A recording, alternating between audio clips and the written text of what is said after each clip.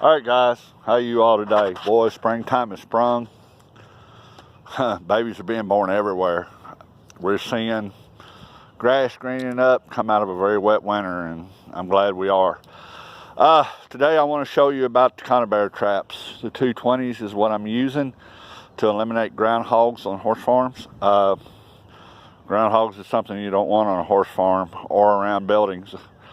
Around the horses, they get in the field and they dig holes, and unfortunately the horse's legs will find them and it'll cause a break, and that puts the horse down. So, and in and around buildings, they dig underneath foundations and cause your foundations to crack or your buildings to sag, such as storage buildings, barns, places like that.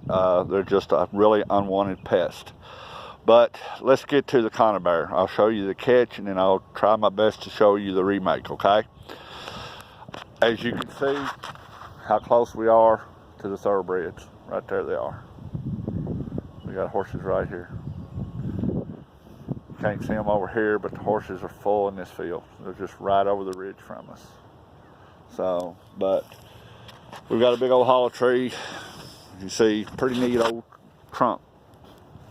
Growed up, but this is the main area for the groundhogs. But they will, a groundhog makes what they call an escape hole, and as they're feeding out on the clover in the fields, they'll dig a hole.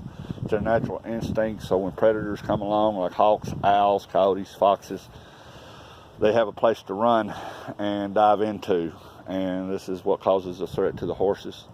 The habitat of a groundhog, he likes these stumps, he likes around old trees where he'll dig in around these fields, and it can just cause a mess. But we call this a big old groundhog right here in a 220. As you can see, I hope you can, guys. I use Belay 220s. They're a little more powerful than the Dukes or the Bridgers. They got a Canadian bend in them, which I like. But any 220s work. It's personal preference. But with Belays, there's one thing about them, we're not going to set them by hand.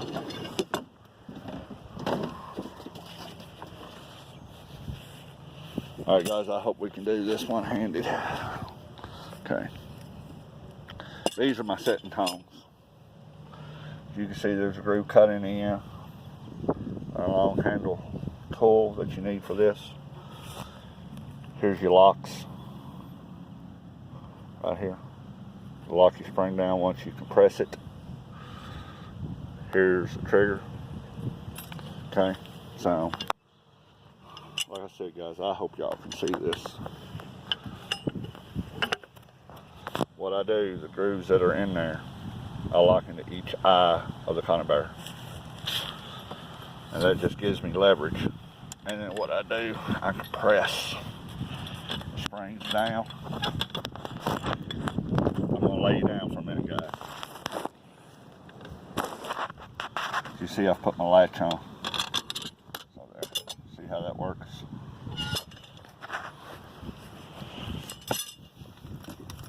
I'll turn the trap over. Get my latch ready to go.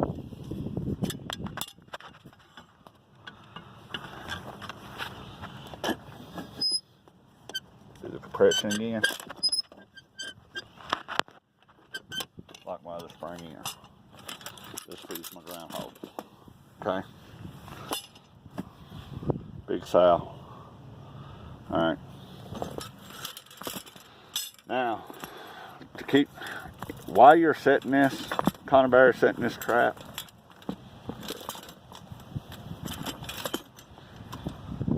keep the springs compressed. You do not want to catch your hand in this piece of machinery. It is a dangerous thing.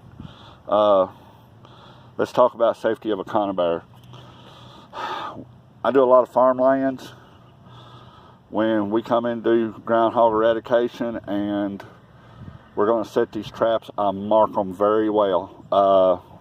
The farmers know that I'm here. I tell them. They know the locations of my traps.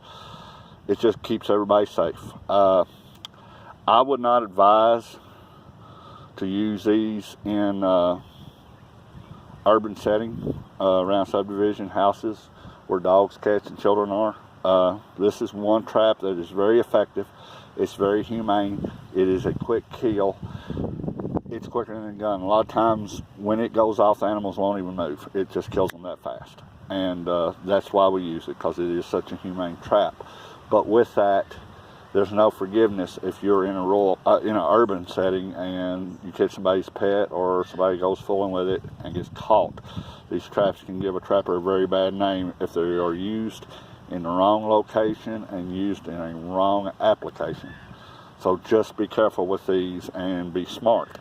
Okay, guys, like I said, I'm going to try to show you the setup on this, and we'll talk some more from there, okay? So, let me show you markings. See, I put an orange ribbon up. Let me get my driver, my hawk. I cut the back of stakes.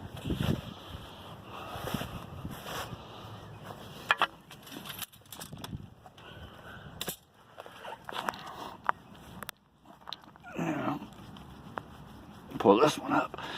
Okay.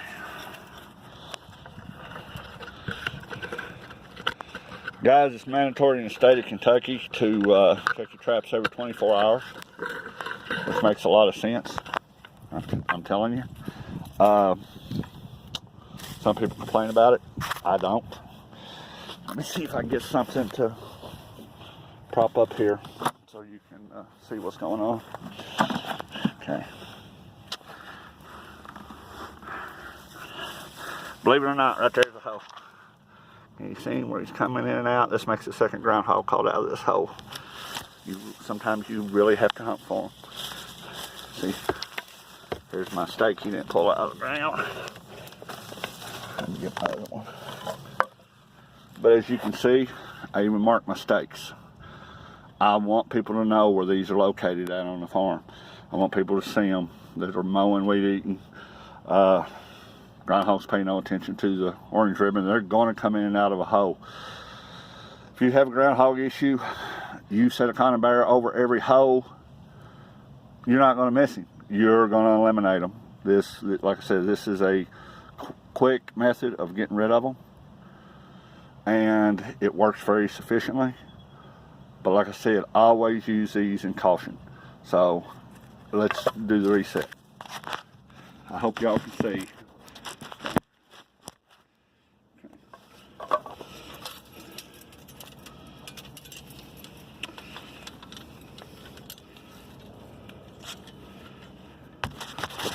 Alright guys, let me show you something. There's my trigger. And on top of that trigger is a notch. And it's on one side of the jaws. I hope you see that. This is my dog. This is what's going to hold my trigger in place until the animal trips it.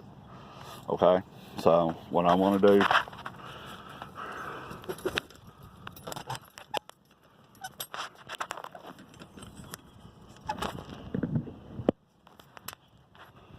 See, hope you can see that real well. See how it's holding my trigger in that groove? It's latched.